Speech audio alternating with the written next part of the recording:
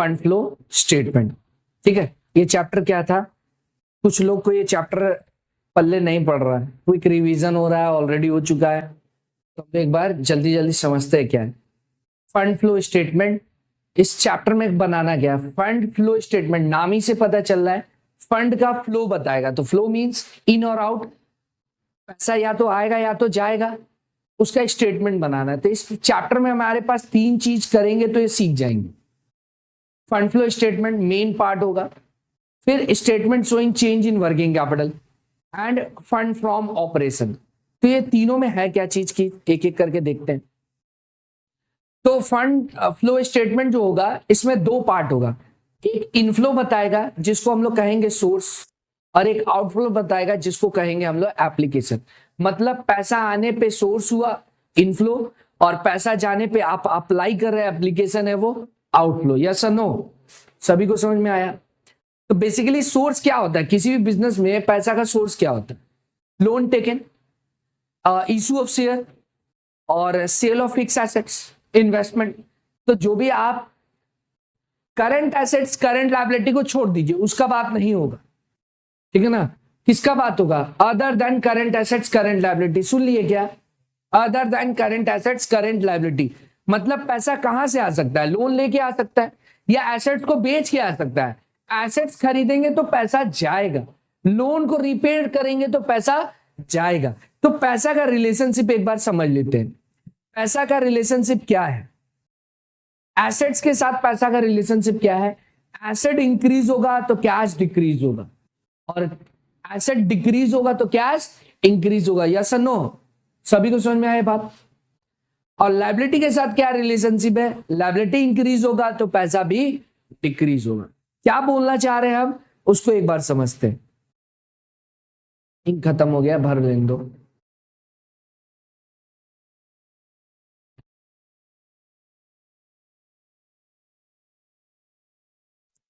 देखो एग्जाम में बेसिकली आपको दिया हुआ है balance sheet, balance sheet new format के हिसाब से with lots of additional information, यही आपको एग्जाम में दिया होगा। ठीक है बच्चों, आपको क्या होगा, अभी हम क्या बताएं, सिर्फ 2 चीज के बारे में बताएं। क्या क्या बताएं sir, share capital and long term यानी नॉन करंट लायबिलिटी। यस और नो, नॉन करंट लायबिलिटी। और क्या बताएं, fix assets and investment, long term investment, यही चीज बताए। मतलब लायबिलिटी के बारे में बताए, एसेट्स के बताए। अब बैलेंस शीट में आपके पास 2 डेट होगा, ओपनिंग और क्लोजिंग, या क्लोजिंग ओपनिंग, क्लोजिंग और ओपनिंग डेट देख लीजिएगा क्या होगा। आपको 1 साल बोला है 2 लाख का, नेक्स्ट ईयर हो गया वो 3 लाख। बढ़ा है कि घटा है, बढ़ा है। था 2 लाख शेयर कैपिटल, अब हो गया 3 लाख। मान लो नॉन करंट लायबिलिटी यानी डिवेंचर लोन होन, पहले था 6 लाख अब हो गया 4 लाख, घटा है। तो आपको पैसा का फ्लो बताना है। देखो लायबिलिटी के साथ क्या बताए, ये इंक्रीज हो रहा है यानी पैसा आया है, इनफ्लो है, और ये डिक्रीज हो रहा है इसका मतलब आप रीपे किए तो आउटफ्लो है। तो लायबिलिटी के साथ पॉजिटिव रिलेशनशिप है, पॉजिटिव रिलेशन है। लायबिलिटी बढ़ेगा तो कैश भी बढ़ेगा, यानी वो सोर्स हुआ। यस और नो, ठीक है, ये सीख गए क्या। और लायबिलिटी घटेगा तो यानी वो पे हुआ है, वो एप्लीकेशन हुआ। डन बच्चों, अब इतना सरल नहीं होगा एग्जाम में, क्योंकि शेयर अगर इशू होता है तो वो एट पार हो सकता है, एट प्रीमियम हो सकता है, अदर देन कैश भी हो सकता है। मतलब ये बढ़ा तो है 1 लाख, लेकिन हम कोई रियल में कैश लिए ही नहीं, हम बदले में एसेट्स लिए और बदले में इक्विटी दी है। तो ये समझना होगा, यानी एक एडजस्टमेंट है। तो अगर पार और प्रीमियम है तो वो हमें समझना होगा। उसी तरह अगर लायबिलिटी बढ़ेगा या नॉन करंट लायबिलिटी बढ़ रहा है या घट रहा है, तो ये भी इशूड एट पार या प्रीमियम हो सकता है। और अगर घट रहा है तो रिडीम हो रहा है ना बच्चों, रिडम्पशन हो रहा है, तो रिडम्पशन भी एट पार और प्रीमियम हो सकता है। तो उसका एडजस्टमेंट हमें समझना होगा। Current assets non current asset जो दिया होगा, अब वो बढ़ रहा है तो आउटफ्लो है घट रहा है। तो ये सारे जो छोटे छोटे बात बोले वो एडजस्टमेंट करना, ठीक है। तो हम लोग अभी क्या सीख रहे हैं, ये फंड फ्लो स्टेट। तो आप क्या देखिए, इसमें सोर्स में क्या जाएगा एंड एप्लीकेशन में क्या जाएगा, पूरा लिस्ट को ध्यान दीजिए। सोर्सेज में क्या जाएगा बच्चों, सोर्सेज में क्या जाएगा, पैसा आने पे। तो पैसा कैसे आ सकता है, इशू ऑफ शेयर। ध्यान से देखो और क्या लिखा हुआ है ब्रैकेट में, रेड से क्या लिखा हुआ है, आफ्टर एडजस्टिंग प्रीमियम और डिस्काउंट। जैसे हम यहां एग्जांपल में बताए कि मेरा 2 लाख से 3 लाख हो गया, तो इसका मतलब क्या है, 1 लाख रुपया आया है, लेकिन बोल रहा है ना प्रीमियम पे इशू किए थे आप 10% पे। तो बताओ 1 लाख आया है कि 1,10,000 आया है, 1,10,000 आप एडजस्ट कर लेंगे प्रीमियम से। कभी कभी एग्जाम में बोलेगा भी नहीं, और सिक्योरिटी प्रीमियम दिया होगा रिजर्व एंड सरप्लस में। तो बैलेंस शीट का फॉर्मेट याद हो तो बैलेंस शीट का फॉर्मेट कैसा था,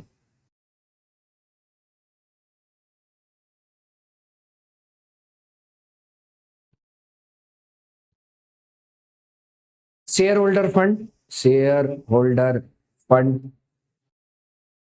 इसमें 1 number share capital and reserve and surplus था, ठीक है। यही चीजें क्या होती थी, नोट्स में होती थी कि रिजर्व एंड सरप्लस में क्या है। मान लो हम यही लिख के बता रहे हो, जैसे क्या होगा, पीएल दिया होगा, जनरल रिजर्व दिया होगा और सिक्योरिटी प्रीमियम दे दिया है, हो सकता है ऐसा।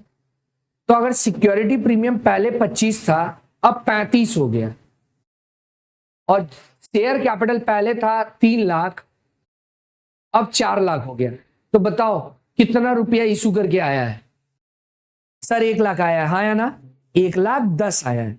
क्योंकि प्रीमियम में चेंज कैसे हो सकता है, इंक्रीज प्रीमियम सिर्फ इशू ऑफ शेयर पे होगा, यानी ये एक एडजस्टमेंट है, ऐसा कुछ करना होगा। हाँ तो यही हम बताना चाह रहे हैं। उसी तरह जब आप डिवेंचर इशू करेंगे, सर डिवेंचर इशू हमको कैसे पता चलेगा, चेंज अगर इंक्रीज हुआ तो इशू की है, तो उसमें भी डिस्काउंट और प्रीमियम हो सकता है, तो एडजस्ट करके लेंगे। उसी तरह अगर घट रहा है, शेयर कैपिटल घट रहा है, इसका मतलब आप क्या किए, बाईबैक किए, या सुनो, तो बाईबैक अगर करेंगे तो प्रीमियम पे हो सकता है, तो वो एडजस्ट करके लेंगे, या डिस्काउंट पे हो सकता है, एडजस्ट करके लेंगे। डिवेंचर विवेंचर वो भी बाईबैक होगा या रिडीम होगा, तो उसको भी एडजस्ट करना हो, ठीक है सर समझ गए।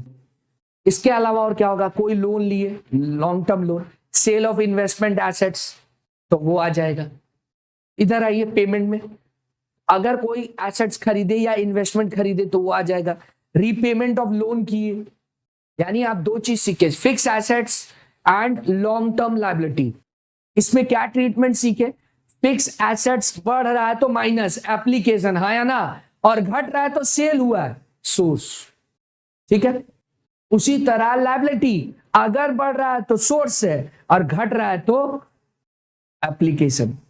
इसके अलावा छुटमुट जो डिविडेंड टैक्स बच गया, ठीक है, और adjustment for change in working capital, यानी ये हम लोग सीख गए, बड़े से सम्स का पार्ट होगा।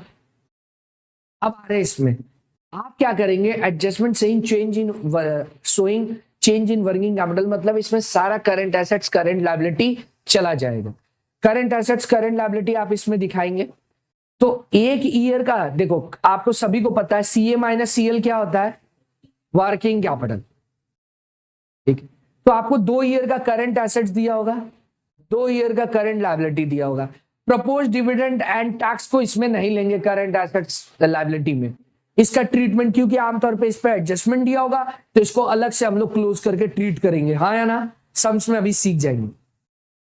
प्रपोज डिविडेंड और इसको हटा देंगे। अब देखो आपको एग्जाम में क्या होगा, करंट एसेट्स करंट लायबिलिटी का जो डिफरेंस होगा वो क्या आएगा, नेट वर्किंग कैपिटल, हाँ या ना। जैसे मान ले इस साल का आप जब भी सॉल्व किए, इस साल का जब सॉल्व किए, तो मान लो 1 साल करंट एसेट्स आ रहा है, इस वर्किंग कैपिटल आ रहा है, दोनों को माइनस करने का 12 लाख, इधर आ गया 14 लाख। तो बताइए पैसा वर्किंग कैपिटल इंक्रीज हुआ है कि डिक्रीज हुआ है, इंक्रीज हुआ है, यानी एप्लीकेशन पैसा जाया गया है ना। अगर इंक्रीज हुआ है अगर इंक्रीज हुआ है तो क्या मानेंगे, आउटफ्लो, और अगर डिक्रीज हुआ है मतलब उल्टा हो जाता, यहां 18 था 14 हो गया, तब घटा है तो वो इनफ्लो, डिक्रीज होने पे। समझ गए बच्चों? तो फॉर्मेट में क्या होगा, ऐसे ही करेंगे। जादू खत्म हो गया, इरेज नहीं हो रहा है, फिर से इंक खत्म हो गया है, लोड हो जाने दो। पता था ये बात, तेरे को पता था?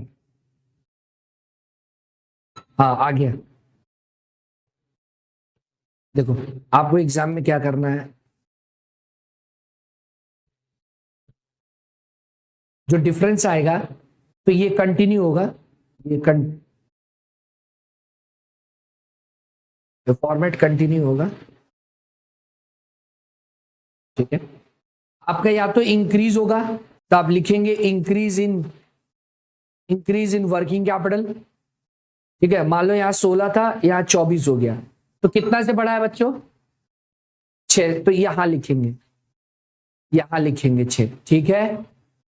और वही डिक्रीज होता तो, अगर डिक्रीज होता तो, ठीक है, तो फिर जैसे मान लो 28 था तो यहां लिखते 4, डन। और आप ये बात समझ गए कि जो, एक मिनट,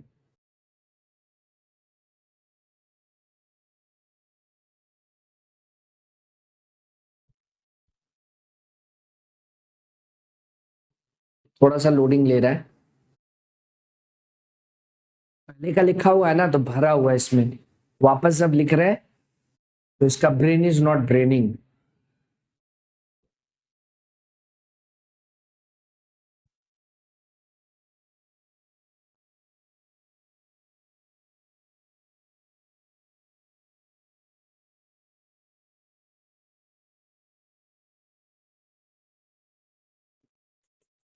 क्या हो गया इसको, कौशिक, ठीक है ना? पास लग रहा है, क्या बात है? ये जब तक हो रहा है तब तक पर्सनल बात कर लेते हो, क्या बात है बोलो?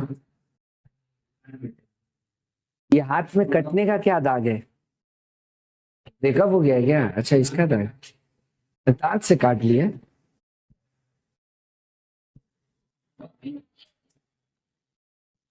कौन मारी होगी?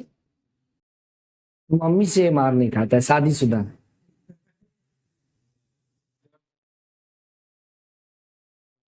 तुम लोग भी सोच रहे हो तुम्हारे बीच में ये शादीशुदा बालिका वधू, बाल विवाह हो गया था इसका। इसकी मम्मी वो ज्यादा देखती थी, आनंदी, छोटी सी उम्र, अभी देखता है। हाँ तो मन में लड्डू, तुम सपना देखता हुआ, मेरी मम्मी को कब समझ आएगा कि मेरे लिए कोई आनंदी है कि नहीं। हिंट देता था कि नहीं देता था? विश्राम मंडी फिर क्या होता था, बोलने लायक नहीं रहता था, ठीक है।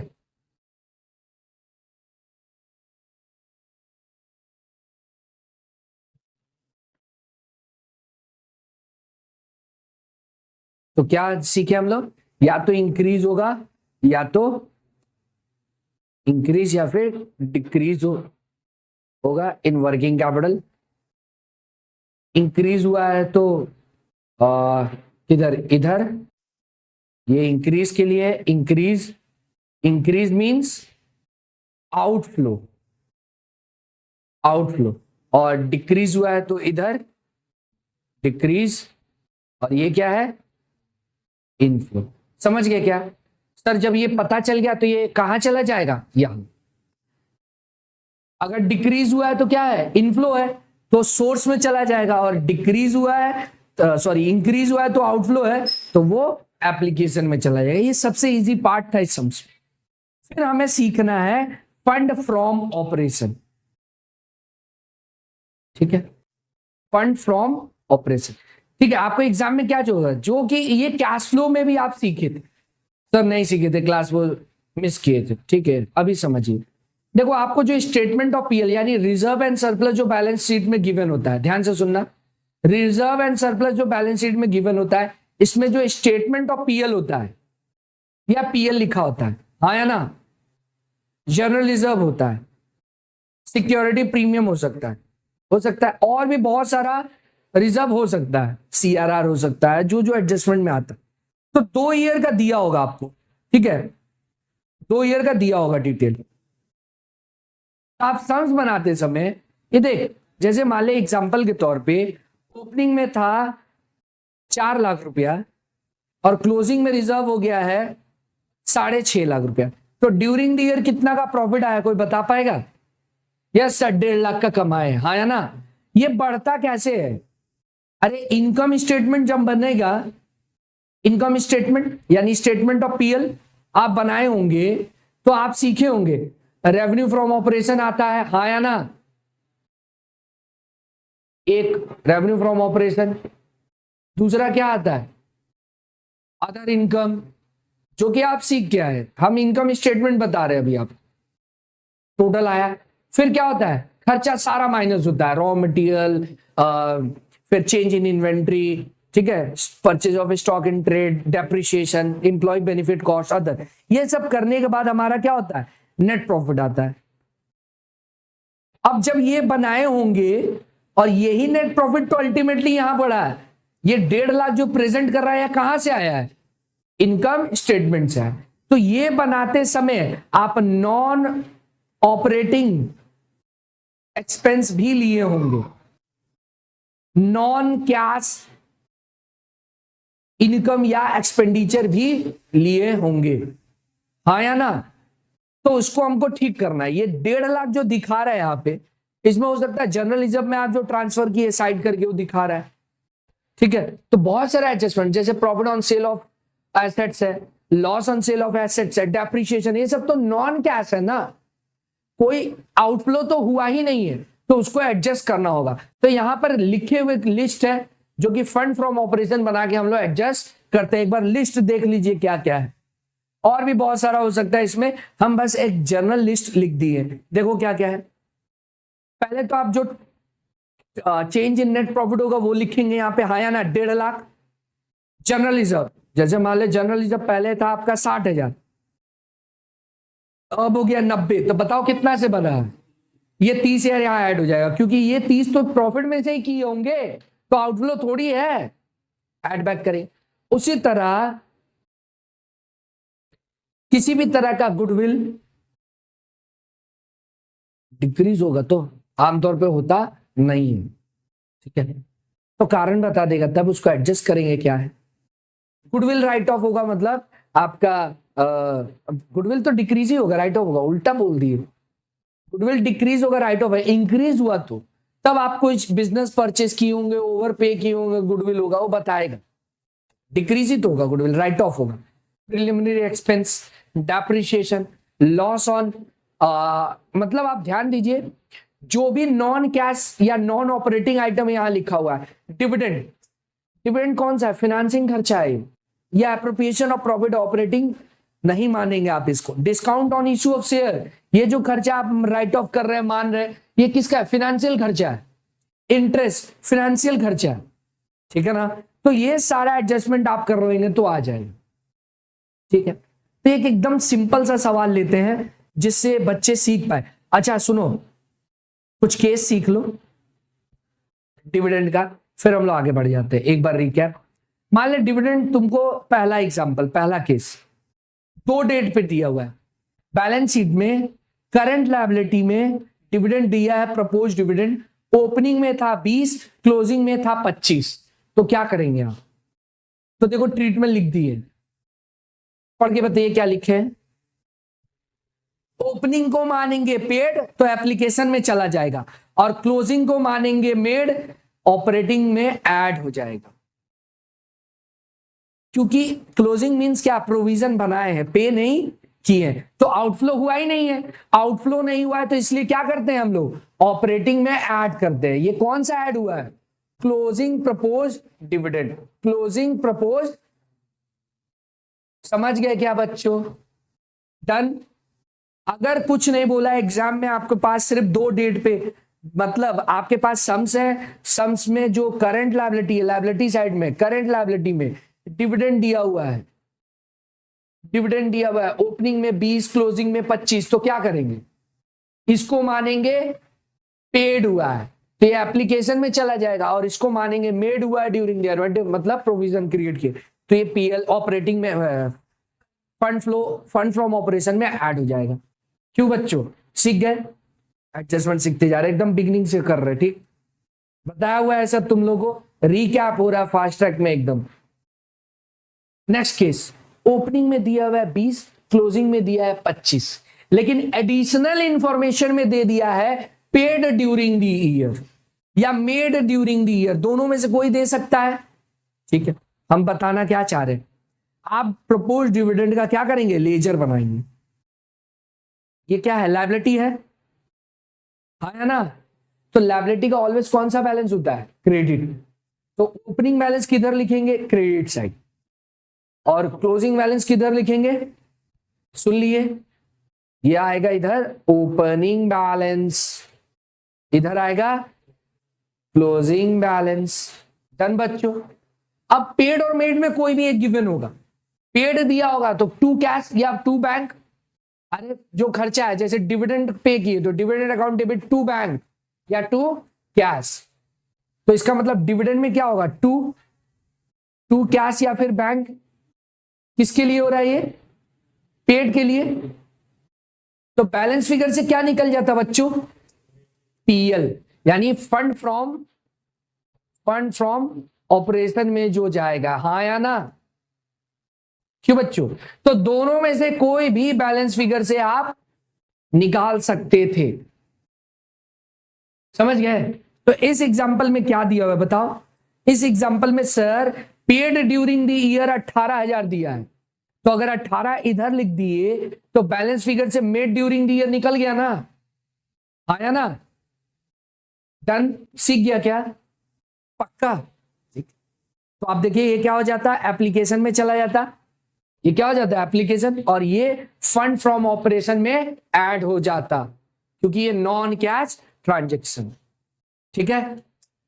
Third case, sir made during the year दिया है, तो अब जान गए मेड दिया है तो इधर लिख देते 18 और बैलेंस फिगर ये आ जाता पेड, तब ओपनिंग क्लोजिंग से कोई लेना देना नहीं है, डन बच्चों।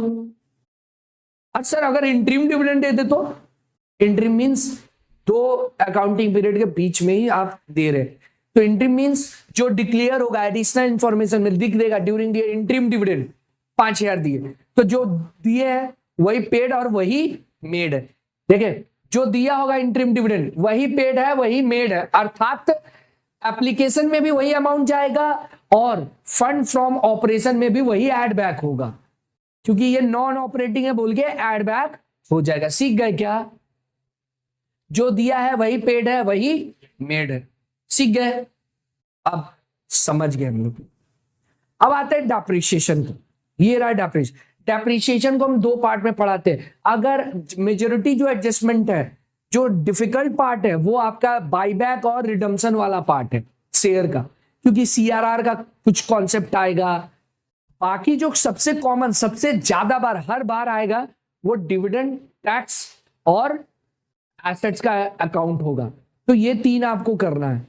सर अगर सेम देखो अभी ये सिखा दी ना डिविडेंड का, प्रोविजन फॉर टैक्स भी लायबिलिटी है और इसका भी सेम ही कॉन्सेप्ट फॉलो होगा, वो भी आपको प्रोविजन फॉर टैक्स, फिर से सुनिए अब हम प्रोविजन फॉर टैक्स का बात कर रहे हैं, वो भी 2 ईयर का दिया होगा, ओपनिंग और क्लोजिंग, प्रोविजन फॉर टैक्स कहां दिया होगा, करंट लायबिलिटी में, डन बच्चों, 30,000 40,000 और कुछ नहीं बोला है, तो क्या करेंगे, इसको मानेंगे पेड, तो ये कहां जाएगा एप्लीकेशन में, पेमेंट ऑफ टैक्स, और इसको मानेंगे मेड, मतलब आज इस साल क्रिएट किए प्रोविजन, ये नेक्स्ट ईयर पेड होगा, तो ये फंड फ्रॉम ऑपरेशन में ऐड बैक कर देंगे, समझ गए क्या।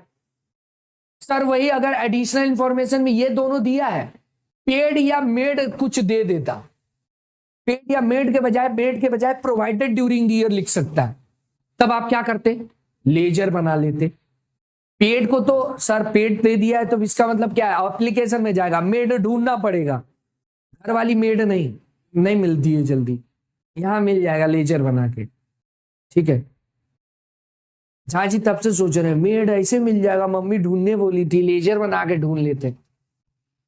इधर देखो, फिर इसका भी वही होगा, ओपनिंग बैलेंस इधर, क्लोजिंग बैलेंस, पेड दिया है तो टू बैंक या कैश, तो बैलेंस फिगर से क्या आ जाएगा, PL, made during the year, provided during the year. अरे सर ये तो दोनों सेम है, यस दोनों सेम है, सीख गए क्या? ठीक है, अब हम आपको क्या सिखाने वाले हैं, डेप्रिसिएशन।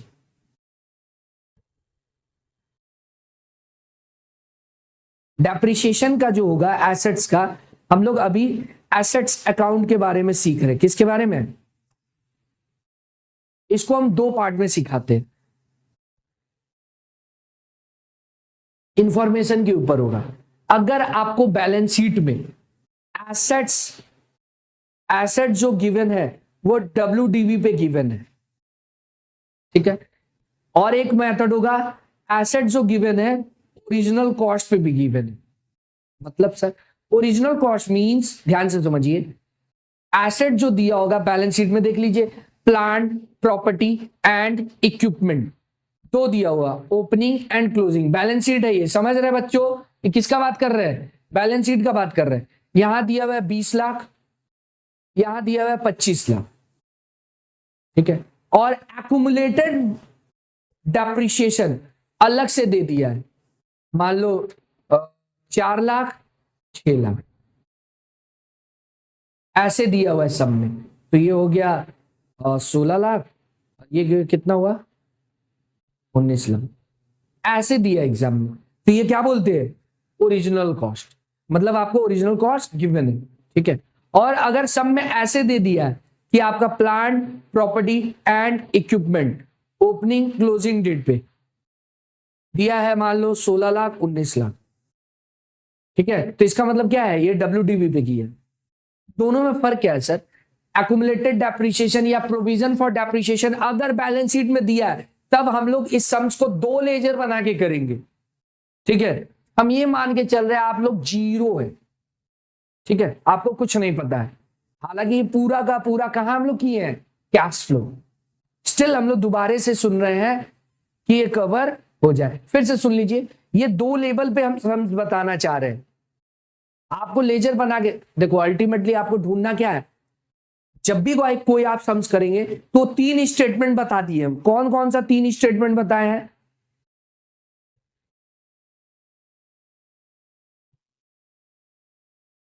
सर कुछ नहीं बताया इसीलिए ब्लैंक हो गया, ऐसा नहीं है।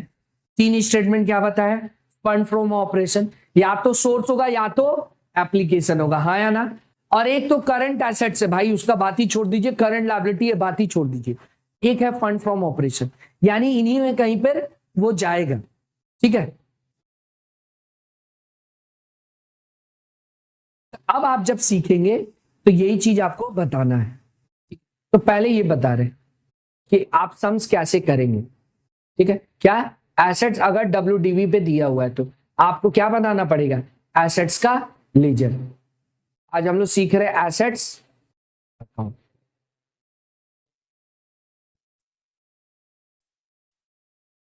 फिर इससे रिलेटेड हम लोग सम्स करेंगे, ठीक है। तो यहां क्या लेंगे, टू बैलेंस। एसेट्स का कौन सा नेचर होता है बच्चों, डेबिट। यहां पर क्या जाएगा, ओपनिंग बैलेंस दिया होगा, लिख देंगे, और यहां पर क्या लिखेंगे बच्चों, बाय बैलेंस CD, डन। अब क्या क्या होगा, या तो एसेट्स खरीदोगे या बेचोगे, डेप्रिशिएट होगा। इसके अलावा एसेट्स के साथ क्या हो सकता है, बताइए क्या हो सकता है? एसेट्स खरीदोगे तो बढ़ेगा, ये साइड है, एसेट बेचोगे तो घटेगा, डेप्रिशिएट होगा तो घटेगा। इसके अलावा एसेट्स के साथ आप क्या कर सकते हैं, कुछ कर सकते हैं एसेट्स के साथ? नहीं। तो यही 3 बात हमको लिखना है, देखते हैं क्या क्या। अगर आप बेचेंगे तो बाय बैंक, बेचेंगे क्या, सोल्ड, तो जितना में सोल्ड कर रहे हैं वो क्या हो जाएगा, सोल्ड, यानी सेल प्राइस जो होगा, सेल प्राइस वो अमाउंट कॉलम में लिख देंगे, और ये क्या हो जाएगा, सोर्स, हाँ या ना, पैसा आया है। अब एक बात देखो, पैसा आया है, आप जब बेचेंगे तो ये जानते हैं या तो प्रॉफिट होगा या तो लॉस, तो प्रॉफिट और लॉस होगा। अगर कुछ नहीं बोला है तो पीएल अकाउंट में ही जाएगा, स्टेटमेंट ऑफ पीएल में जाएगा। कभी कभी सब में बोल देता है कि आप कैपिटल रिजर्व में उसको ट्रांसफर किए प्रॉफिट को, ऐसा कुछ, तो फिर वो रिजर्व लिखते हो सम्स के अनुसार। अगर इन जनरल बोले तो अगर बिकेगा तो या तो प्रॉफिट होगा या तो लॉस होगा। तो लॉस होगा तो बाई पीएल, ये क्या है, लॉस है, ठीक है। ये कहां जाएगा, फंड फ्रॉम ऑपरेशन में ऐड करेंगे, ऐड करेंगे। क्यों सर, क्योंकि ये नॉन कैश, एक्चुअल में कोई पैसा गया ही नहीं है, आप वहां लेस किए होंगे, नहीं करना चाहिए था, दैट इज वाई ये ऐड होगा। सीख गए सर। प्रॉफिट भी तो हो सकता है, तो पीएल इधर आ जाएगा लेजर में, ठीक है। ये कहां जाएगा, फंड फ्रॉम ऑपरेशन में। ये क्या होगा बच्चों, सर ऑपरेशन करेंगे, अरे लेस करेंगे, अरे कौशिक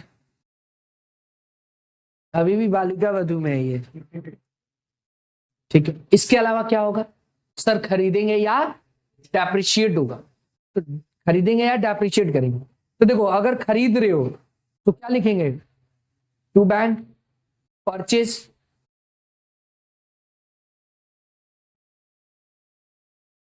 परचेज, ठीक है। तो ये क्या हो गया, परचेज प्राइस, ये क्या हो गया, एप्लीकेशन, आया ना। तो आपका क्या आएगा, बाई डेप्रिसिएशन। ये कहां जाएगा बच्चों, ये भी क्या होगा, ऐड होगा, फंड फ्रॉम ऑपरेशन। सर ये क्यों ऐड कर रहे हैं बताओ, सर ये भी तो नॉन कैश है, पैसा थोड़ी गया है डेप्रिसिएशन। अब एग्जाम में जो होगा आपको ये जो इंफॉर्मेशन है ये या तो बैलेंस फिगर से फाइंड आउट होगा या तो ये कुछ और भी हो सकता है, आमतौर पे तो यही होने वाला है। सर एक एग्जाम्पल करा देते तो मजा आ जाता, क्यों बच्चों। अब इस पे एक एग्जाम्पल लेते हैं हम लोग, इस सम्स को सॉल्व करते हैं, इस लेजर को। बहुत चालू हो गया ना, आइए इस सम से, ये हमको छोटा सा नॉर्मल सम से, इस सम से सिर्फ हम लोग क्या करेंगे, डेप्रिसिएशन वाला बात सीखेंगे। डिविडेंड का भी देख लेते हैं, दिया है क्या सर, डिविडेंड का नहीं दिया है, प्रोविजन फॉर टैक्स तो दिया है। ओपनिंग में है कितना, 4,80,000, क्लोजिंग में है 4,84,084। आगे बढ़े, क्या टैक्स के बारे में कुछ दिया है सब में, पढ़ के देखिए तो कुछ भी दिया है, नहीं दिया है सर। तो क्या ट्रीट करेंगे बोलो तो, ओपनिंग को पेड, क्लोजिंग को मेड, हाँ या ना। यानी ओपनिंग ऑफिस में चलिए, ओपनिंग क्या हो जाएगा, एप्लीकेशन में चला जाएगा, पेड मानेंगे, और क्लोजिंग कहां चला जाएगा, फंड फ्रॉम ऑपरेशन में ऐड बैक होगा, ये नॉन कैश ट्रांजेक्शन, हाँ या ना। आगे बढ़े सर, आप जो एसेट्स वाला बताना चाहते हो बता दीजिए। प्रॉपर्टी प्लांट एंड इक्विपमेंट का लेजर बना लेते हैं, प्रॉपर्टी प्लांट एंड इक्विपमेंट का लेजर बना रहे हैं, ठीक है बच्चों। आइए देखिए, ओपनिंग बैलेंस बताइए मेरे पास कितना है सर, 22,80,000, ये तो इजी था। और क्लोजिंग कितना है, 26,40,000। अब देखिए पढ़िए क्या बोल रहा है, सोल्ड वन मशीन 1,00,000 रुपया, फॉर 1,00,000 रुपया, बेचे कितना में है भाई, बाई बैंक लिख दो यहां पर 1,00,000, और ये क्या हो गया, सोर्स हो गया ना, बेच के 1,00,000 मिला है, ठीक है। The cost of machine was 2,56,000 रुपये, डेप्रिसिएशन प्रोवाइडेड फॉर इट 1,40,000। देखो उसका कॉस्ट कितना था, देखो उसका कॉस्ट था 2,56,000 लेस WDV, सॉरी डेप्रिसिएशन, क्योंकि मेरे को पता करना है प्रॉफिट हो रहा है या लॉस, लेस डेप्रिसिएशन इसके ऊपर कितना हो रहा है, 1,40,000। तो हमारा WDV उसका कितना है, 1,16,000। 1,16,000 का सामान को कितना में बेचे, 1 में, तो ये लॉस आया ना, बाई स्टेट PL 16, ये कहां चला जाएगा, ये 16,000 क्या होगा बोलो?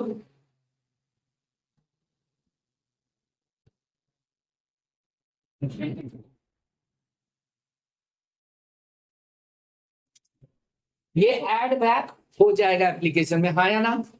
सीख रहे हैं ना? इसी तरह हम लोग सारा एक एक एडजस्टमेंट दोबारा से उठा के इसको डन करेंगे, तब होगा। जाएगा कहाँ चैप्टर? ठीक है,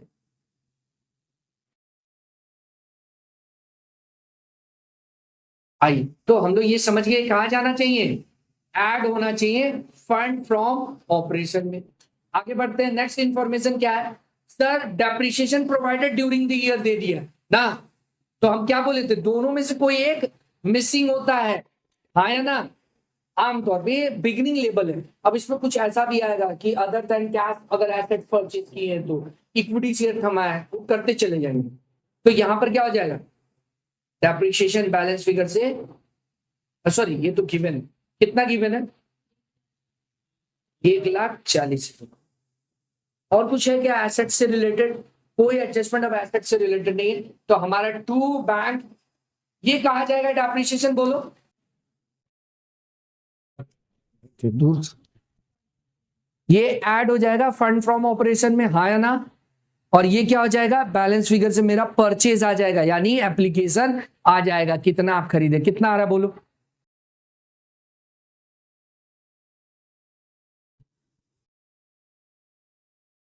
$2,28,000 है, नहीं 22,80,000।